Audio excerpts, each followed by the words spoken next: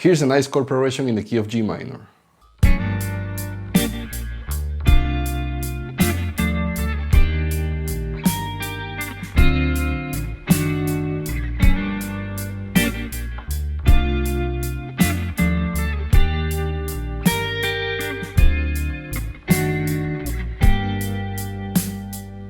Now G minor 7 is the relative minor of B flat major.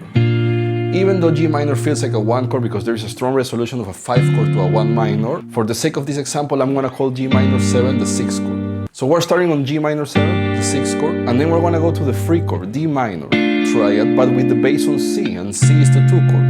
Here I'm going to have an F6 chord. Now here's a little valuable lesson, D minor with the bass on D, of course we're going to have the free chord D minor.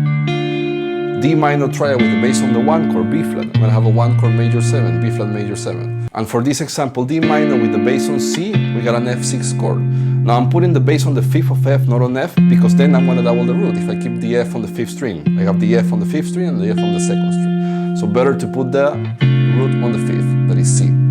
From here, to create more movement over this bar, I'm going to go to a D minor first inversion triad strings 3, 4, and 5. And with the pinky, I'm going to play the 3rd of F. So I'm going to have this.